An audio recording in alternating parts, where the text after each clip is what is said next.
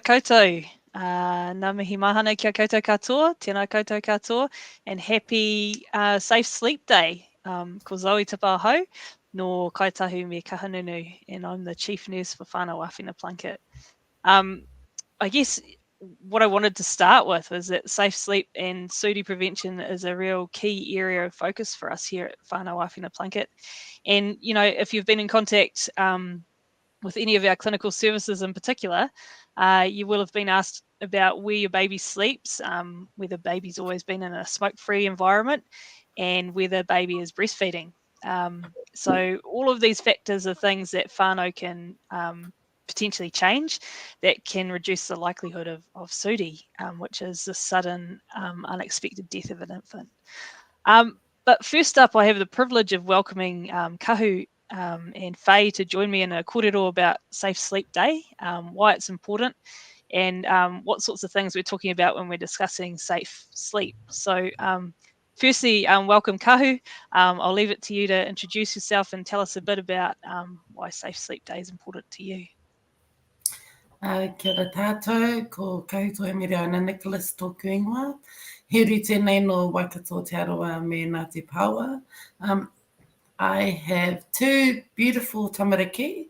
So I've got an 11-year-old whose birthday is today and a nearly 1-year-old.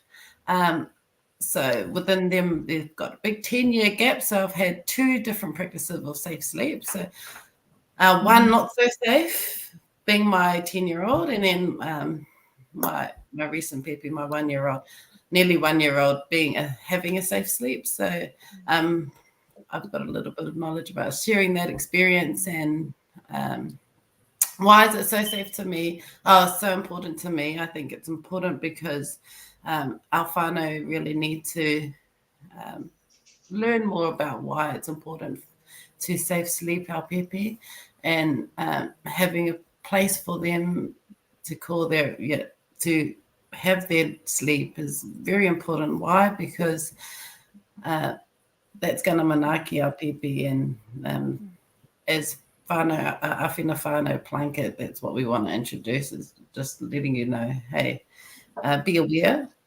And yeah, that's me. Oh, kia ora. Kia ora, and welcome to kaiāwhina Plunkett whānau as well. You've only been here a few months, so it's great to have you working with us. And kia ora to my mate Fay, and thank you for joining us today, e hoa. I'll leave it over to you to introduce yourself as well and tell us a bit about why you're passionate about this kaupapa. Ai, tēnā koe Zoe, he pai ki te kita ki a koe hoki. Huri noa ki a koe Kahu, tēnā koe. E mihi mahana ki a koutou katoa I tēnei rā Te Rā Mokopuna.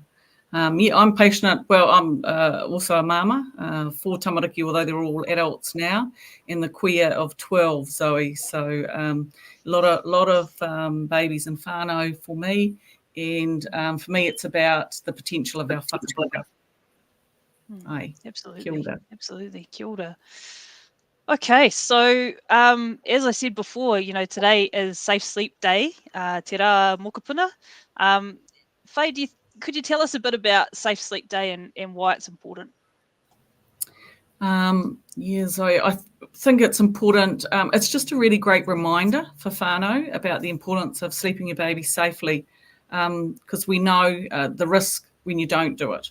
So it's an opportunity to inform and to message, to ensure that whānau know what looks best. And we know that that's sleeping in a space that is safe for the pēpi.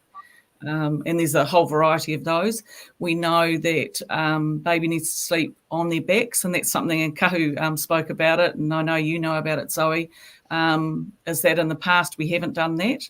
And so sleeping our babies on their backs, face up, face clear, is really important in their own space. And then the other messages, of course, around breastfeeding, immunisation, gentle handling, and a whole raft of other things that come into that, but mainly for mama and whānau to know those things. Kia ora. So just back to your point around when we talk about pēpi having their own place to sleep, what do you think that can include? Yeah, so a lot of whānau will probably know about the plastic pēpi pods that were introduced, and those were actually introduced in Christchurch during the earthquake times because of the loss of beds and, bassinets, cots, that sort of situation, and then transferred across through into SUDI prevention, safe sleep spaces. But for us as whānau Māori, wahakura, and the opportunity to make your own wahakura in a wānanga. And if you don't know what a wahakura is and you're listening in today, then it is it's woven from a plant called harakeke, which some people would know as flax, but it's actually harakeke. And weavers make them, but you can also weave your own if you attend if you attend a wānanga.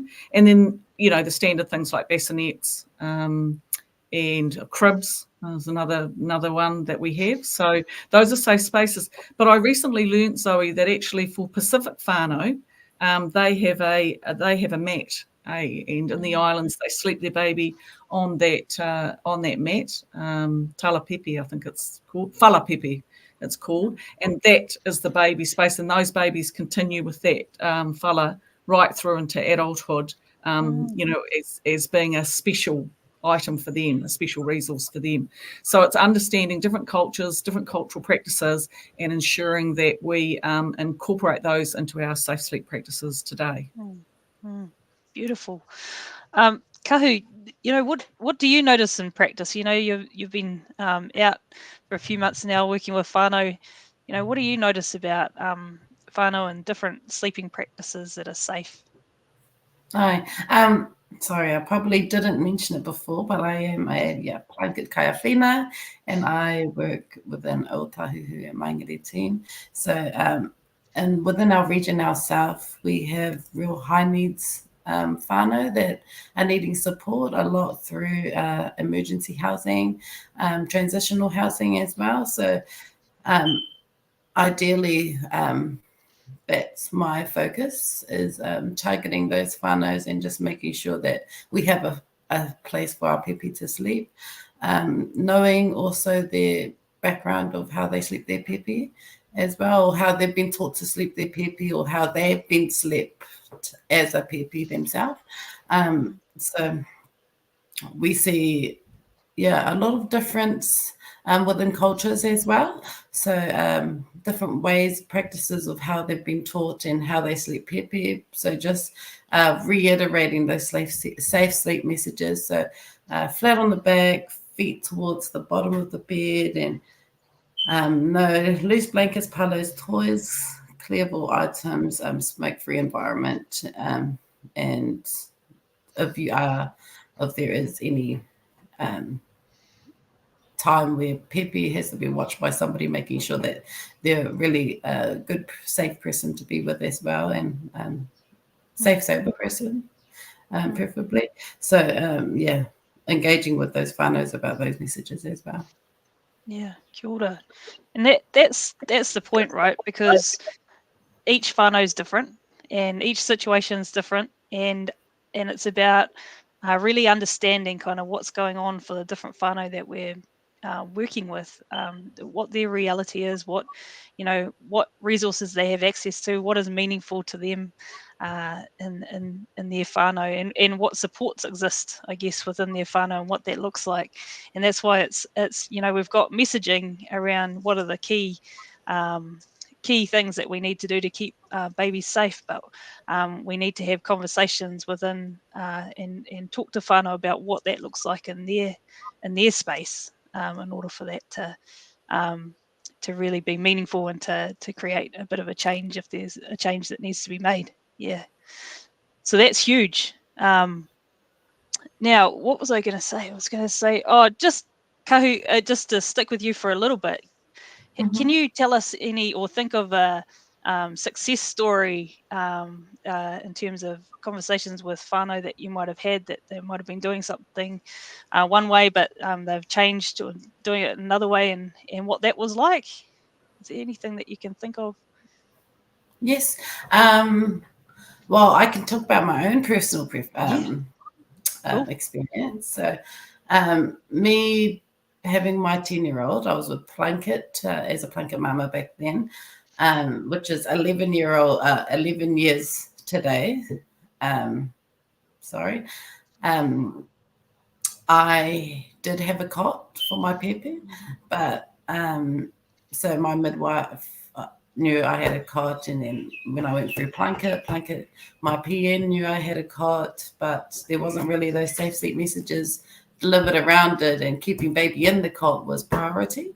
So I did sleep with pēpi, so I sleep with my boy, and there were times where, because I was 19 years old, there were times where I'd wake up and have a look and be like, oh, where's my pēpi? And then luckily enough, I was surrounded by good support and had a lot of whānau. So my whānau would actually grab pēpi from my bed and take baby and watch baby for me. But me unknowingly, I didn't know that was unsafe. And then as opposed to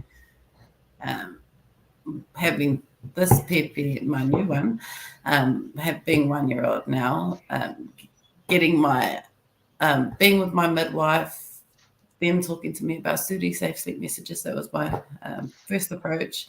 And then hearing about doing the wahakura wānanga, and then me actually attending a wahakura wānanga and getting those safe sleep messages as well, and the purpose of what a wahakura is. So I actually brought with me, today I've got a wahakura in my background. Cool. I'm not sure you can see. Fuzzy. My screen's kind of fuzzy. It's okay. I'll try and move it around. Oh, there we go. Here's my moinga, and I beautiful. wear this myself. This is my bed. I sleep my pēpi in, and now that I'm finished with using my bed, I use it a lot as a demonstration within Plunkett, as well as for these purposes, talking to other whānau as well. And yeah, so me doing my wahakura wānanga, it really influenced me to put that into practice. So I cherish that moinga now. So that moinga became something of value to me, and it made me want to sleep my pēpi in that bed, and made me want to make sure my baby was safe at all times. Because, as I said, I did have a cot with my firstborn, but I never kept my baby in that cot. I always slept baby with me, and then I fell asleep and I'd wake up and I'd be like, okay, where's my baby? Not realizing that my whānau had already taken pēpi. So good whānau support was always really really helpful. But when you 10 years later, me moving into my own whare, not having as much whānau around me, just being me and my partner who works full time and my older boy, I needed something that I knew that my baby was going to be safe at all times. So doing the haputanga wānanga to create this beautiful wahakura was very valued by me. And then using that within my own practice and knowing that it was a cultural value to me made me really want to use it. And then I used it, and then I thought, how better my sleeps were knowing that my baby was safe at all times. And I wasn't waking up constantly going, where's my baby? I knew my baby was right here next to me in bed. Yeah, so that's that's cool. My that's little beautiful. Bit of history. Oh, thank you. And thanks for sharing. And what a beautiful wahakura you've created, and the kōrero around it. I think I guess what I was wondering as you were talking too is, do you think you could tell us a little bit about the wānanga that you went to? What was involved? What was it like? Yes. And what did you do? Yeah. Yes. So the wahakura wānanga that I attended was at Papakura Marae. So that was fortunately run by my auntie, who also works with Plunkett. Oh, kia ora. Yeah, so Donna Fain, she ran wahakura wānanga for a couple of years here in Papakura, and I attended that, and I thought, I actually attended it before doing it myself, just to have a nosy and be like, okay, what is she doing? And I'd seen her, presenting these wahakura, and I became really fascinated, and I was like, okay, I'm going to wait till it's my turn. So I did. My turn came, and I was able to attend. So when I attended, it wasn't actually with other mamas. It was with the SUDI prevention for the DHB. It was with all these other services that were as a whole umbrella for the wahakura, and I was the only happy mama there, so it was good to hear all these messages from all of these other services, but plus hear what's happening within our community, you know, the stats of SUDI, and then actually sit down and do my with my wahakura. So I had my mama and my papa present with me when I wove my wahakura, and they were my team, so they wove it with me. So I'm just going to see if I can unthing my screen so that I could talk about my experience with doing my wahakura, because I think it's quite fascinating the way that you learn, and there's a lot to it, eh? Presented, yeah, because there's a lot to it, and it's quite lovely to know that. And so you wove that with your mama and your father, papa. Yes. Oh, that's beautiful. Oh, there you go. Here we go. So this is my wahakura here, and we were taught through our wānanga that we've got the back part of it, and this is our whāriki. So this is the backbone, so this will be called our papatūnaku, and then we've got our sides here. So these are the first parts you weave up.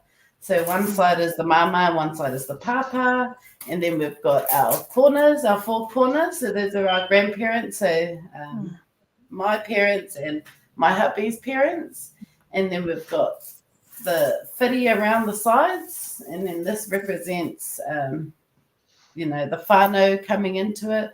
So all our whānau members, our community, and everybody surrounding pēpi. And then the messages that I was given for safe sleeping was lying baby flat on their back and looking their heads towards Ranginui. So it made me really resonate with this in terms of doing the wahakura wānanga, because it made me have a cultural connection, but also something that I could cherish and value. Yeah, beautiful, eh? Yeah. Beautiful to be able to create that and come through and have that kind of meaning attached to that safe sleep place for your pēpi. Yes. It's really cool. Thank you for sharing that. Fay, I know that you've had a bit to do with the wahakura wānanga yourself. I wondered if you had anything to add, any of your experiences through going to, you know, attending and probably facilitating some of those wānanga, I guess, at times. Yeah, lovely. Nā mihi kahu. It's lovely to hear your pūrākau, which is pretty similar to what we say down my ways, down in the Manawatu Horowhenua Whanganui region. And I think my experience is, Zoe, similar to Kahu in that when you bring whānau together, the opportunity for them all to buy into this, because we're all responsible for safe sleep, not just mama.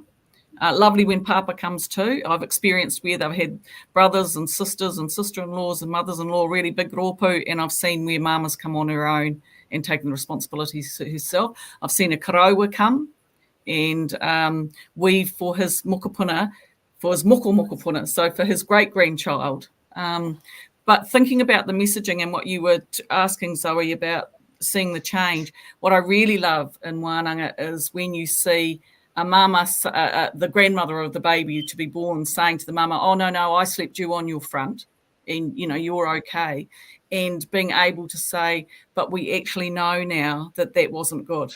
And we know from research, we know from experience. And so that's why we're telling your daughter or your daughter-in-law that your moko needs to sleep on their back.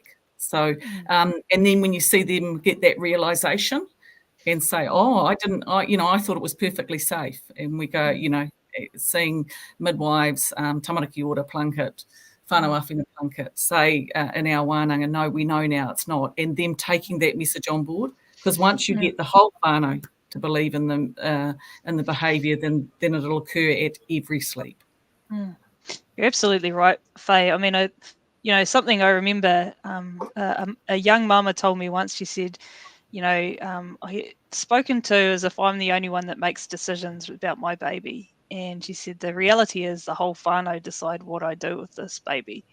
And she was a young mama, and I remember it changed the way that I looked at things from that moment, because I thought, you know what, we continue to have conversations with people individually, but where the change happens, it's the whole whānau getting involved and getting behind whatever message it is or whatever change happens. So yeah, I really take on board what you're saying around that.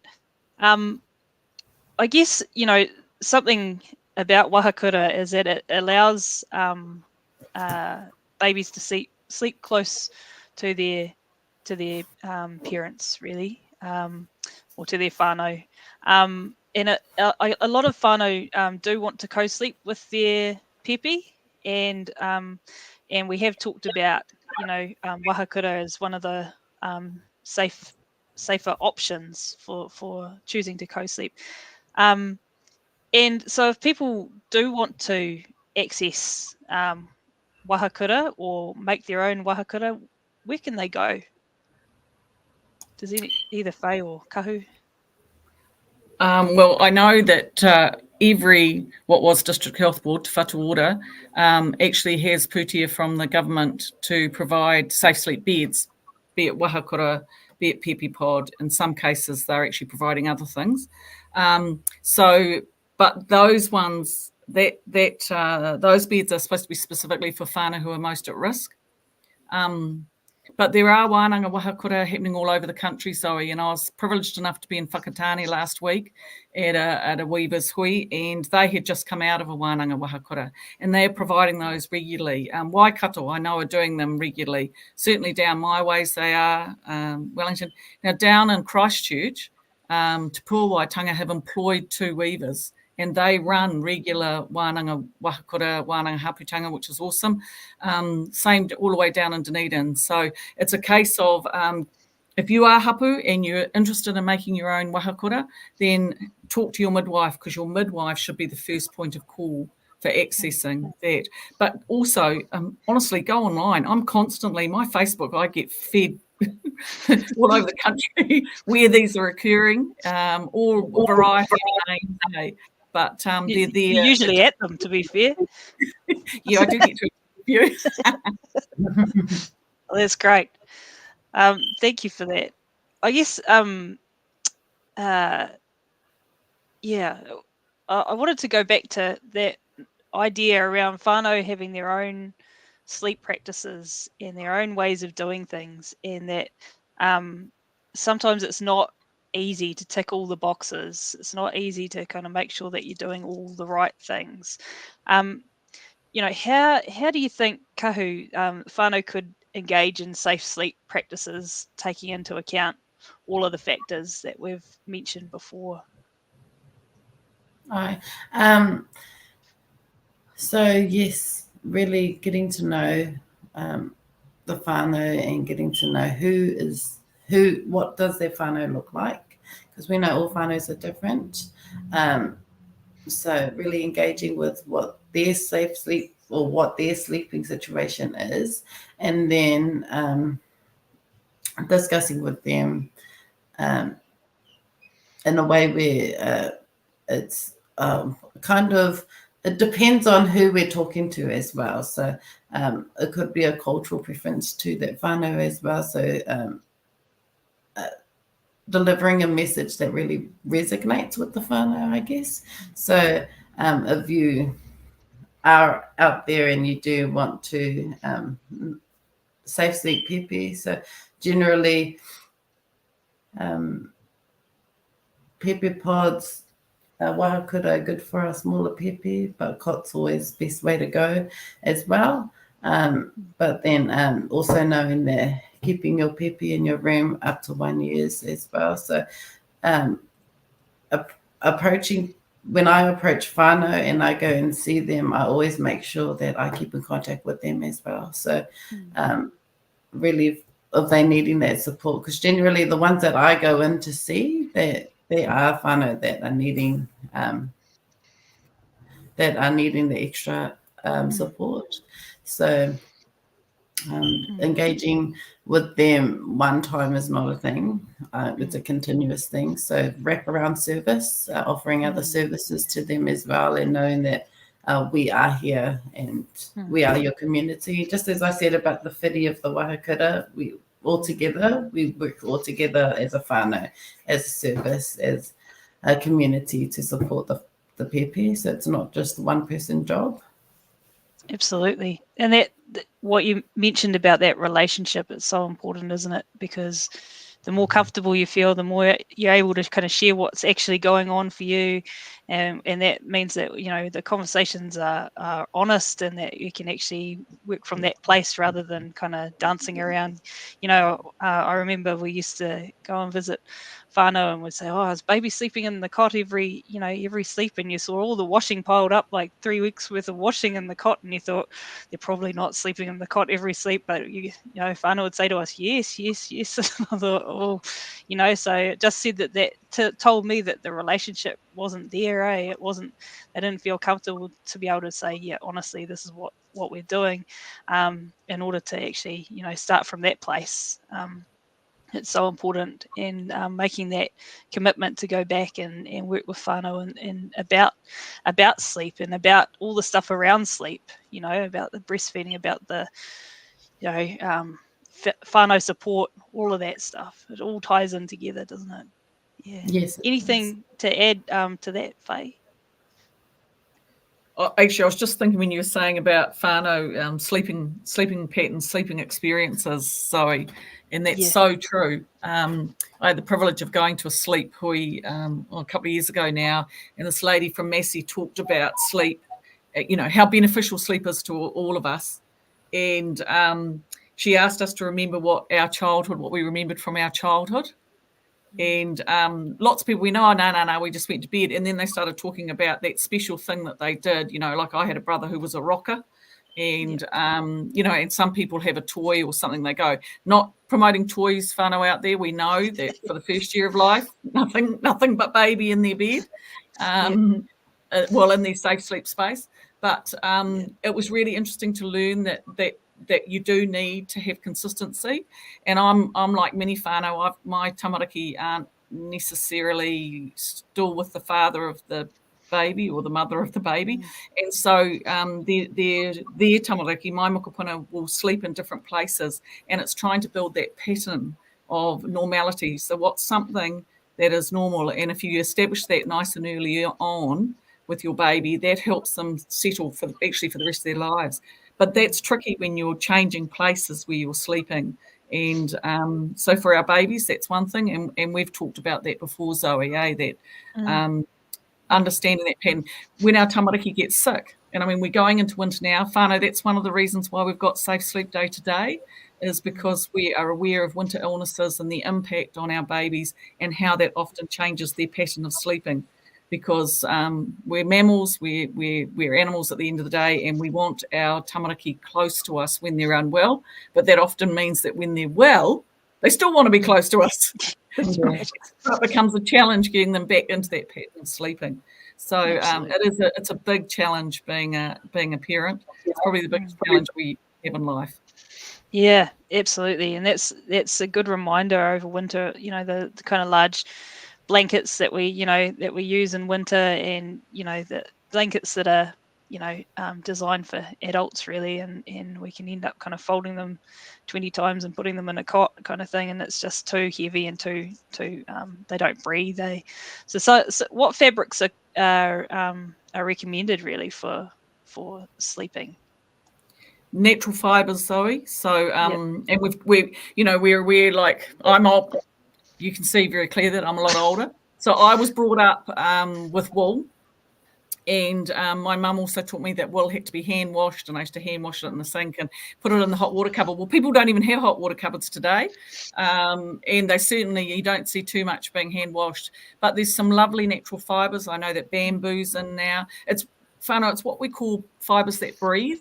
And the importance about breathing is our young babies don't monitor their temperatures. So if we pile them up with all those beautiful, fluffy, artificial materials and they get too hot, they sweat, And then when their sweat gets cold, they can become unwell. So it's really important that we stick to natural fibres, cotton, wool, bamboo, those things that where the fibres actually breathe and allow babies to breathe, and that includes their blankets as well. So what our message, Zoe, from our perspective is that those pretty blankets and those pretty materials, they're great for baby to lie on the floor and have what I used to call bare bum time when they're earing the bum. That's what they're for, and for play, all of those things, for spit coughs when you put them on your shoulder and you're winding, great. And they wash in and out of the machine and all of that kind of stuff. But they are not good blankets to use in a wahakura, in a bassinet, in a cot, in a pēpi pod. So if you can avoid that, and I know that's hard because they're cheap, they're easy to access, and they're pretty, but they aren't good. Thank you for that. Yeah, it's good to know. And I can second the hand washing the wool items, because I think they tend to shrink. Is that the case? It sort of come through if you don't hand wash them properly. Yeah, and they go they go hard, don't they? Yeah. So no, good to know. I mean, I just wanted to just touch on the kind of being out and about, and we sort of mentioned when babies have to go to different homes or different locations, but safe sleep, I guess, isn't really it's not something that we only think about inside the home, and it's really important that we have a plan for when we are out and about, I guess. Kahu, do you have any sort of advice around what you can share around what we should think about when we're taking baby out and about with us, either in the car or to maybe on holiday or something like that? Yes. So definitely something that I reiterate to whānaus when they are taking their pēpi out, that if they're going in their car seat, that it's still it can become unsafe if you're sitting stagnant and baby's head is touching their neck. The airways are blocked. They're not flat on their back.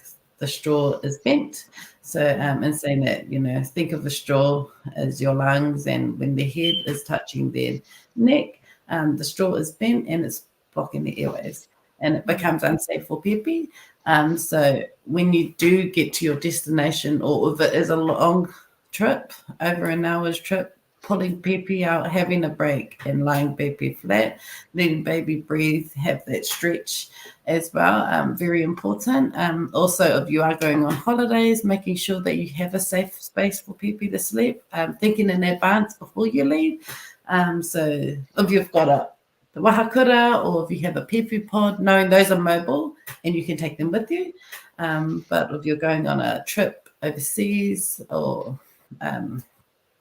if you're going to a friend's house to stay or nanny's house for the weekend, checking before if they've got somewhere for pēpi to sleep, if there's a cot or a safe space. If you don't have, it'll be best a bit older for a pēpi pod or wahakura. Otherwise, if they don't have that, then taking that with you, something that you can provide for your pēpi, because generally car seats are unsafe for pēpi to sleep in, and as I spoke about, their chins touching their chest becomes unsafe for pēpi to sleep in. So watching that and monitoring that as well, because it does. Safety around car seats is a big thing as well, and it does have an effect with SUDI, and it's just something that is unsafe sleep. So, we don't. I was going to say we don't often think about car seats in relation to safe sleep, right? And it's not just sleeping in the car seat itself, but it's actually how the car seat is installed as well, making sure that it's installed correctly, and checking in around whether you've got it installed correctly or not. We just had a quick conversation before we came in here, and it sounds like there's some great services offered by whānau Āwhina Plunkett and others around checking whether you've got your car seat installed correctly or not. So we're going to put the the links to the emails to who you want to contact if you want somebody to check virtually whether or not you got your car seat installed correctly. That could be really helpful, especially if it's hard to get in to get it checked. You don't kind of want to have to take baby in the car seat that you don't know whether it's installed correctly or not. So that's a way. That's something that we can offer. And so I think that would be really cool. But the other thing I was thinking too is, especially for first-time parents or anyone that hasn't been around a little baby for a while, you can be really worried about their heads. And I know, I hope my sister's not watching, but when she had her baby, she was even too scared to put a t-shirt over his head. She was just so scared about his head. It was this real thing. And so I was thinking about, in a car seat, you can worry that there might not be enough padding around their head, and it can be tempting to put extra padding in. Have you seen that in practice, Fay or Kahu? You've seen people doing that? Because we certainly wouldn't recommend that, would we? No, definitely not. No. It's Just like having toys or extra blankets inside this sleep space. Yeah. It can go in. Yeah. And similar to pillows too, Zoe, like we think people are often astounded at how thin the mattress is that Kahu was showing us for the wahakore, and the same for the pēpi pod and bassinets. We sort of think that baby needs a Cloud9 pillow, it needs all this fluff. Actually, our babies don't. They don't know about comfort or anything. Yeah. We're responsible for their safety. And so it's remembering that, like, don't put a Cloud9 pillow in. Might look cute to you. Baby doesn't know anything about it. Yeah, it's interesting too, because it's actually, when you look at the physical shape of a baby's head, it's a lot bigger than an adult's head, which is why we tend to want a pillow, don't we? What's a Cloud9 pillow? It sounds quite nice. I'm wondering if I want one myself, but we certainly don't want one for our babies, that's for sure. Nope. Yeah. Okay, cool. So I don't know if we've got any questions that have come through in the chat, but I've got a couple of questions here that came through earlier. And there are, I think they're from the same person, from Abby. How to put baby to sleep for a day nap. So these are, any recommendations, I guess, in relation to safe sleep. What would you recommend we do in terms of putting baby to sleep for a day nap? Start with Kahu. Yeah. So what I would recommend is always keeping the same sleep space for baby. So where baby sleeps, making sure that it is a safe sleep space, but keeping baby within that same space, because then that also helps baby know that that's where they sleep and they're going to sleep longer. So in saying that, if you do have a younger baby, wahakura and pēpi pods, they are portable, so you can move them into your lounge, move them into the bedroom and wherever you are at that time. But if you do have an older child and they do have a cot and you're worried and you want them to be in your lounge area and stuff, a mattress on the floor will do fine, because then that's also a safe space for baby to sleep on, and you know that they're not going to roll onto the floor and hurt themselves. So for day sleeping. That's better than a couch tops, because I know a lot of mums tend to put their babies up on couches or perched up against something or on the top of their own beds. But what happens is our babies do grow, they do roll, they do tumble, and we want to avoid those falls. So those are my sleep messages for the day. Anything else to add to that, Fay? No, I think I actually totally echo that consistency. I think is really important. Yes, on the ground is the safest place. There's no doubt about that. And for any of you of whānau who are interested, if you go onto Facebook page, Safe Sleep Day or SUDI Prevention, we've got some great, very short reels. And one of them is from Panina, who's a Samoan, beautiful Samoan lady, and she talks about why in the Pacific Islands they don't have SUDI, Zoe. And it's about, they do everything on the floor. They eat, they drink, they sleep, they, just everything's on the floor. So much safer. They also have a lot of airflow through. Of course, it's a lot warmer than we are here, and that's what it is. But it was really interesting listening. There's a great little reel about breastfeeding where she talks about having babies, you sit on the floor and breastfeed, or you lie on the floor and breastfeed. So if you're a Facebooker, whānau, actually it might even be on Instagram too. I'm not very good at those other social media pages, but just look up Safe Sleep Day Facebook, and you'll get to see these really neat reels. Oh, that's cool. Safe Sleep Day Facebook. Cool. And we had another question from Abby as well around any advice for a catnapping baby. My baby sleeps for 25 minutes at a time during the day, or has to be on me to settle.